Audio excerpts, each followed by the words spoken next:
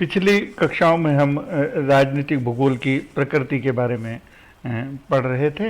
अब हम राजनीतिक भूगोल के एक नए विषय के साथ हम उस बात को पूरा करेंगे, जिसमें प्रकृति के बाद जो राजनीतिक भूगोल का आपका जिसको कह सकते हैं हम कि राजनीतिक भूगोल का विषय क्षेत्र, इसको लेकर हम बातचीत करेंगे।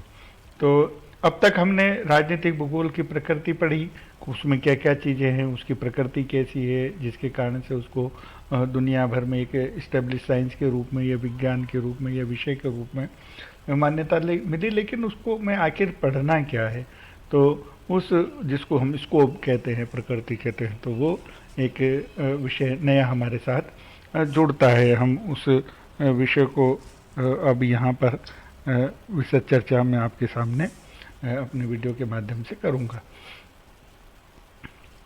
सबसे पहले ये कहा गया है कि राजनीतिक भूगोल क्रमबद्ध विज्ञान के अनुरूप राजनीतिक भूगोल मुख्यतः एक प्रासंगिक अध्ययन है। दो शब्द आपको यहाँ पर जो दिखाई दे रहे हैं, एक तो क्रमबद्ध विज्ञान और दूसरा आपका राजनीतिक भूगोल प्रासंगिक अध्ययन।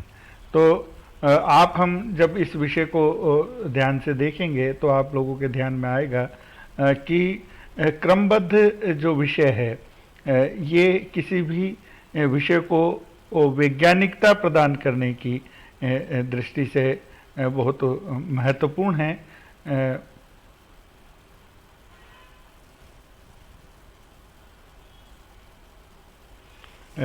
विषय जैसे क्रमबद्ध का अर्थ ये है कि किसी भी विषय को विज्ञान बनाने के लिए उसको एक निश्चित, जिसको कहते हैं फॉर्मेट कहते हैं, जिस क्रम में आपको व्यवस्थित करना पड़ेगा, जिसमें उसके विकास की बात करनी पड़ेगी, उसकी प्रकृति की, उसका विषय क्षेत्र क्या होगा, क्या क्या विषय को पढ़ना है, और उसको विषय को जैसे प्रासंगिक बनाए रखने के लिए कौन से विषय जोड़ने हैं, कौन से हटाने हैं, समय के अनुसार बहुत सारी चीज़ें ऐसी होती है जो आपकी जुड़ती चली जाती है, जो कुछ चीज़ें कालबाह्य हो जाती है, उनको आपको निश्चित रूप से हटाना पड़ता है। तो ऐसे जो एक वैज्ञानिक स्वरूप विषय का है, वो स्वरूप वहाँ पर आपको उसका जिसको कहेंगे मेंटेन रखना पड़ता है। उसके अभाव में आप किसी भी भूगोल, किसी भी विषय कि उस वैज्ञानिकता तक नहीं पहुंच पाते हैं, और थोड़े दिनों बाद वो विषय कालबाह्य हो जाते हैं। तो क्रमबद्ध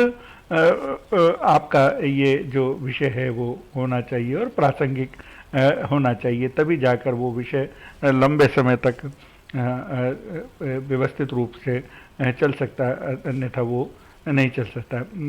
राजनीतिक दृष्टि से संगठित क्षेत्र और अथवा राज्य है, मतलब ये पूरा का पूरा जो विषय है वो संगठित क्षेत्र जो है आपका राज्य, उसको लेकर है।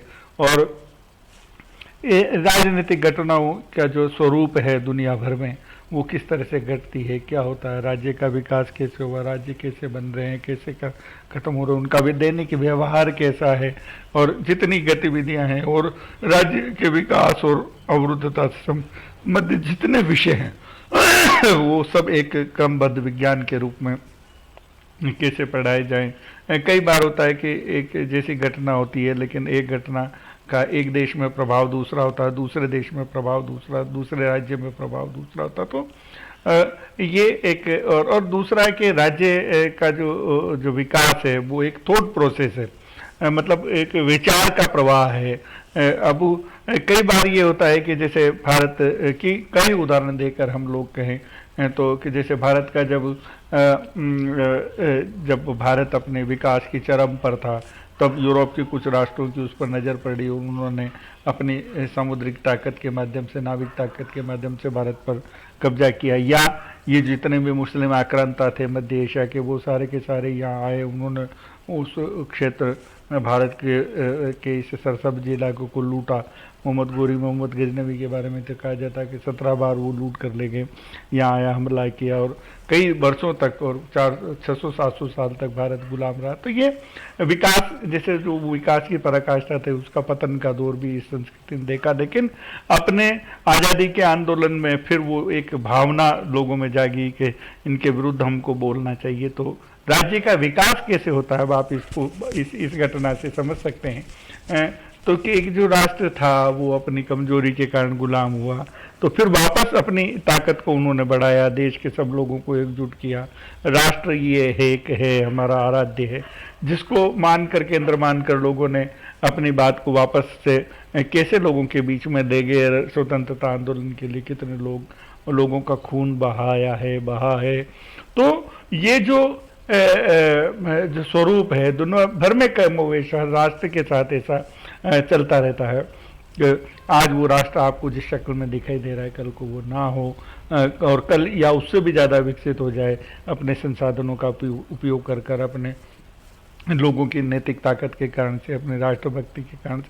तो ये सब विचार जो है, राजनीतिक विचार, वही उस देश को ताकत बनाते हैं। तो उन सारे विचारों को किस तरह से पढ़ना है, उनको कैसे क्रमबद्ध करना है, तो भौतिक जो संरचना है राष्ट्र की, उसके साथ साथ ऐसे कौन कौन सी चीज़ें हैं जिनको हमको पढ़ना है, वो उसका विषय क्षेत्र, स्कोप कहलाता है। ये एक बहुत जिसको कह सकते हैं कि महत्वपूर्ण विषय हमारे सामने राजनीतिक भूगोल का पक्ष हो जाता है।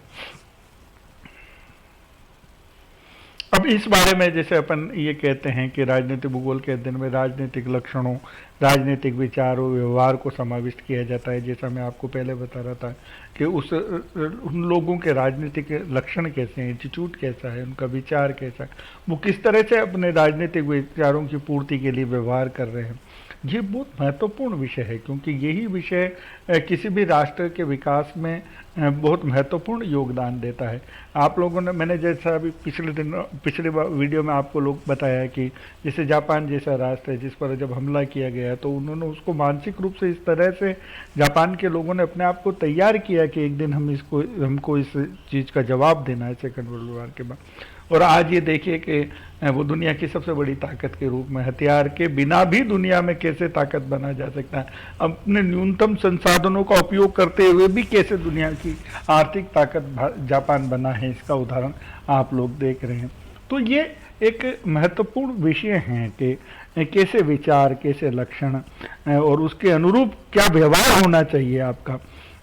तो कुछ जैसे इसको नेगेटिव रूप में, नकारात्मक रूप से देखें तो वो भी है कि जैसे जो लक्षण और विचार जर्मनी के थे, आप लोगों ने, हमने देखा है हिटलर के थे, और उनके अनुरूप उसने व्यवहार किया, दुनिया की सारी दुनिया को जीतता चला गया, दुनिया को तहस नहस करके रख दिया। और ऐसा जैसे जिसको कह सकते हैं कि ऐसा मानवीय शक्ल दुनिया के सामने जर्मनी की आई, हिटलर की आई, कि आप और हम शायद उस बात को सोच भी नहीं सकते। तो ये जो सारे के सारे विषय हैं, उनको आपको समाहित करना पड़ेगा, वो चाहे नकारात्मक पक्ष हो चाहे सकारात्मक पक्ष हो, लेकिन दुनिया के सामने विषय की प्रगति के लिए आवश्यक है, क्योंकि उनमें से आपको कोई न कोई बात चुननी है। हो सकता है कि दुनिया के सामने वो नकारात्मक पक्ष पर, नकारात्मक पक्ष से भी दुनिया को सीख ली जा सकती है, सीख दी जा सकती है, और सकारात्मक पक्ष को भी आपको सामने रखना पड़ेगा। उदाहरण के रूप में कि जापान को देखिएगा, आप जर्मनी को देखिएगा, आपको अपने आप से होते नजर आ जाएगा कि विकास क्या होता है। जैसे आज अमेरिका को देखिए, जापान को देखिएगा, आपको नजर आए, उत्तरी कोरिया को देखिएगा, दक्षिण कोरिया को देखिएगा, तो आपको अपने आप से होते नजर आ जाएगा। भारत को देखिएगा, जिस पिछले 10, 12, 15 सालों में जिस तरह से भारत ने विकास किया, एक सकारात्मक विकास की गति क्या हो सकती है, ये दुनिया को भारत बता रहा है। और पिछले 5-7 सालों से तो बहुत तेजी से जैसे एक शक्ति के रूप में भारत का उदय, आर्थिक शक्ति के रूप में, सामाजिक शक्ति के रूप में, राजनीतिक शक्ति के रूप में भारत का उदय। तो आपको जनता के मानस को परिवर्तन करना है, आपको जनता के मानस को पढ़ना है, आपके उन राजनेताओं के मानस को भी आपको विषय क्षेत्र में शामिल करना होगा, जो ये निर्धारित करते हैं कि आने वाले दिनों में ये राष्ट्र कैसा होगा, इसे राजनीति कैसी होगी, उसकी विचार कैसा होगा। तो और उसके साथ साथ ही किसी भी देश का जो इतिहास है उसको भी आपको पढ़ना पड़ेगा, क्योंकि वो जो संस्कृति है उस राष्ट्र की जो सनातन बनाती है उसको, और वही उसके विचार के निर्धारण में, उसकी उनके लक्षणों में और उनके व्यवहार में सबसे बड़ा रोल वहाँ की संस्कृति पैदा करती है। अब आप देखिएगा कितनी बड़ी गुलामी के बाद भी कभी भी रक्तपात का जो पक्ष है भारत की ओर से नहीं था, उन आक्रांताओं की ओर से ही था।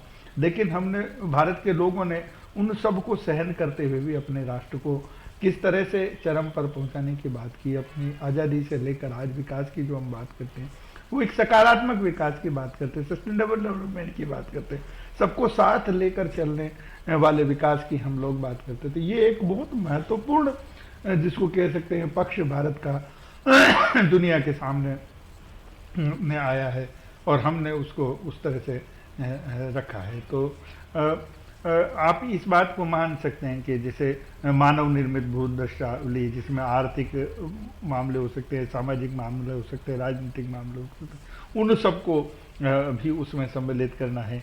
तथा क्योंकि भूगोल के हम विद्यार्थी हैं, भूगोल से जुड़ा हुआ विषय है, तो ये जो मानसिकता के परिवर्तन की बात करते हैं, मानव निर्मित आर्थिक जो संसाधन है, सामाजिक जो चिंतन है, राजनीतिक चिंतन जो है, उनके लिए उस क्षेत्र का भूगोल है, उसकी जनसंख्या है, उसकी अर्थव्यवस्था, आंतरिक बाह्य जो संबंध है, संगठन है, वो सारे के सारे उस राष्ट्र के विकास में एक महत्वपूर्ण रोल अदा करते। तो ऐसा कुल मिलाकर संपूर्ण पक्ष को राजनीतिक भूगोल के उसके में आपको अध्ययन करना होगा। ये राजनीतिक विषय क्षेत्र के एक कुछ विषय हैं जिनके को लेकर एक शक्ल कैसी होनी चाहिए राजनीतिक भूगोल की, वो हमारे सामने दुनिया के कुछ विद्वानों ने रखने का प्रयास किया। लेकिन हम देखते हैं कि ये इनके अतिरिक्त भी कई ऐसी चीज़ें हैं जो शायद वहाँ पर आनी चाहिए, क्योंकि जो आपका विचार है, आपकी जो बातें हैं वो तेज़ी से बदल रही हैं। उस बदलते स्वरूप में, जैसा मैंने आपको पहले भी कहा, कि वो प्रासंगिक तभी रहेगा जब दूसरी सारी चीज़ों को भी आप पढ़ते हैं। कभी कोई चीज़ बहुत प्रभावी नहीं थी पर आज जैसे वो प्रभावी हो गई। तो ये सारे विषय हमको इस रूप में देखना पड़ेगा। तो अगले लेक्चर में हम इन सारे विषयों पर भी बात करेंगे। धन्यवाद।